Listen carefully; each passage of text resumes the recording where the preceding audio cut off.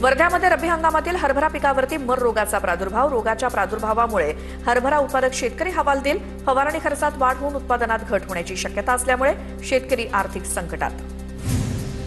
लातूरच्या आडत बाजारामध्ये सोयाबीनला प्रति क्विंटल 5,800 रुपयांपर्यंतचा भाव, तर सरकारच्या हमीभाव केंद्रापेक्षा जास्त भाव मिळत असल्यामुळे शेतकऱ्यांमध्ये समाधान.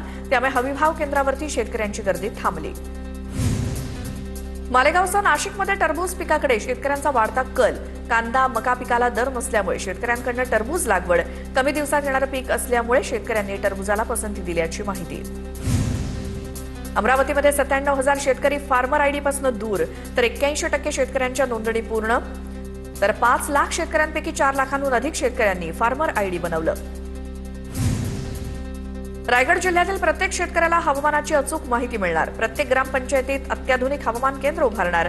सर्व केंद्र स्वयंचलित असून 24 तास हवामानाचं निरीक्षण केलं जाणार. अक्कलकुवातील बैल बाजारात पहिल्याच दिवशी 1 कोटींची विक्रमी उलाढाल. 10,000 पेक्षा अधिक बैल विक्रीसाठी दाखल.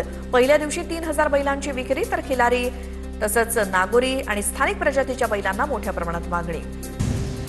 भंडाऱ्यात धान खरेदीचं उद्दिष्ट वाढलेलं नसल्यामुळे शेतकऱ्यांचं धान पडून संतप्त शेतकऱ्यांचा लाखांदूर तहसील कार्यालयासमोर फटाके फोडत आंदोलन. फटाके फोडून सरकारला आता तरी जाग येईल अशी आशा असल्याची शेतकऱ्यांची प्रतिक्रिया. मीरा भाईंदरमध्ये मराठी महापौर हवा. मराठी एकीकरण समितीचं आंदोलन. पोलिसांकडून आंदोलकांची समजूत काढण्याचा प्रयत्न. आंदोलकांचा महापालिकेवरती धडकण्याचा इशारा. नागपूर पालिकेसमोर काँग्रेसचं आंदोलन. अतिक्रमणाच्या कारवाई विरोधात काँग्रेस आक्रमक. गोंदियामध्ये सीतेपा रामगाव मार्गाच्या दुरुस्तीसाठी नागरिक रस्त्यावर. सीतेपा रामगाव मार्गावरती नागरिकांचा चक्काजाम. वारंवार निवेदनं देऊन देखील संबंधित प्रशासन दुर्लक्ष करत असल्याचा नागरिकांचा आरोप. मुक्ताईनगरच्या मोरझिरा ते धामणगाव जोडणाऱ्या पुलाची दुरवस्था. पुलाच्या दुरवस्थेमुळे नागरिकांना मनस्ताप. सार्वजनिक बांधकाम विभागानं पुलाची उंची वाढवून आणि दुरुस्ती करण्याची मागणी. बीडच्या बाळापूरमध्ये फिरंगी आई देवीच्या यात्रेनिमित्तानं कुस्ती दंगल संपन्न. विजयी पैलवानाला बक्षीस म्हणून मिळाली बुलेट. मंत्री प्रताप सरनाईकांकडून व्हिडिओ कॉलद्वारे शुभेच्छा. महाशिवरात्री निमित्तानं मुक्ताईनगरमध्ये संत मुक्ताबाई आणि चांगदेव महाराजांचा यात्रोत्सव. यात्रोत्सवाच्या पार्श्वभूमीवर प्रशासकीय बैठक संपन्न. बैठकीला आमदार चंद्रकांत पाटलांची उपस्थिती. जळगावच्या मुक्ताईनगरमध्ये संत मुक्ताबाई आणि चांगदेव महाराजांच्या यात्रोत्सवानिमित्तानं प्रशासकीय बैठक संपन्न. बैठकीला आमदार चंद्रकांत पाटील यांची देखील उपस्थिती. शिर्डीतील साईबाबांच्या मूर्तीची झीज झाल्याच्या चर्चांवरती तज्ज्ञांचा अहवाल. साईबाबांच्या मूर्तीला सध्या कोणताही धोका नसल्याचा अहवालातनं निष्कर्ष. मूर्ती सुरक्षित आणि चांगल्या स्थितीत असल्याचं अहवालातनं स्पष्ट.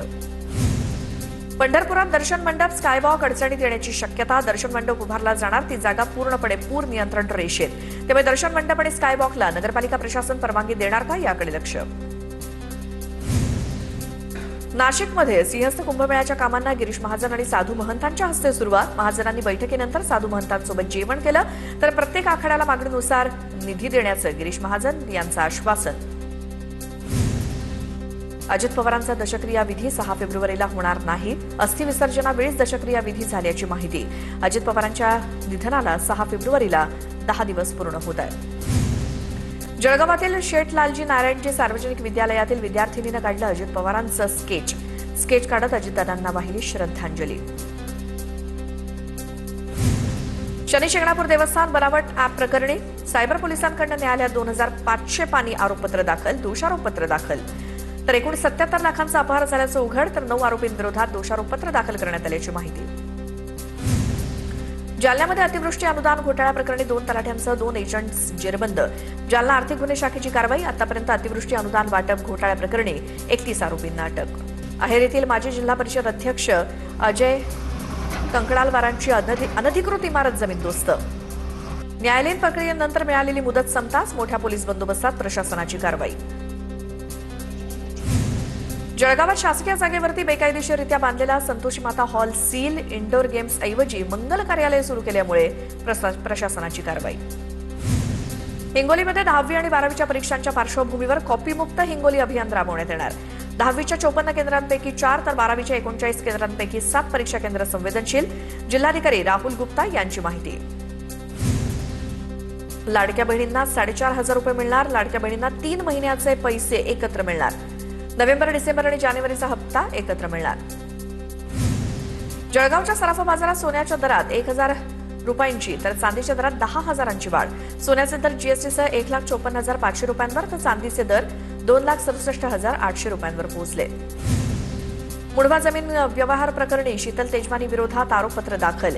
1,886 पानांचं आरोपपत्र आर्थिक गुन्हे शाखेकडून न्यायालयात सादर. पार्थ पवारांसह दिग्विजय पाटलांचं नाव आरोपपत्रात नाही. बुलढाण्याच्या जिल्हाधिकाऱ्यांकडून लोणार सरोवराची पाणी लिफ्टिंग करून जलपातळी नियंत्रणात ठेवण्याच्या सूचना. लोणार सरोवरातील वाढती जलपातळी चिंतेचा विषय. पुण्यातील कात्रज नवीन बोगदा नवले पूल लेन बंद तर पुढील 3 दिवस दररोज सकाळी 6 ते 8 वाजेपर्यंत 2 तास तीनही मार्गिका बंद असणार. भारतीय राष्ट्रीय राजमार्ग प्राधिकरण कार्यालयाची माहिती. नंदुरबार नगरपालिकेच्या थकील मालमत्ता धारकांना 2% शास्ती तर शास्ती माफीचा प्रस्ताव देत जिल्हाधिकाऱ्यांकडे मागणी करणार. आमदार चंद्रकांत रघुवंशी यांची माहिती. सीटीईटीसाठी बसणाऱ्या पुणे जिल्ह्यातील 3,500 शिक्षकांना अखेर निवडणुकीच्या कामकाजातनं वगळलं. त्यांच्या जागेवर नगरपरिषदेच्या निवडणुकीत काम केलेल्या कर्मचाऱ्यांची नियुक्ती. राज्यातील विद्यार्थी पालकांना व्यावसायिक अभ्यासक्रमाच्या महाविद्यालयातील शुल्काबाबतची तक्रार नोंदवण्यासाठी ओळखपत्र सादर करावं लागणार. निनावी कार्यक्षेत्राबाहेरील तक्रारी रोखण्यासाठी शुल्क नियामन मंडळानं किंवा प्राधिकरणानं याबाबत घेतला. नांदेडमध्ये निवडणुकीत तिसऱ्या अपत्याची अडचण होईल म्हणून पोटच्या मुलीला संपवलं. पित्यानं जुळ्या मुलींपैकी एका मुलीचा जीव घेतला. आरोपी पांडुरंग कोंडामंगलेला पोलिसांनी ताब्यात घेतलं.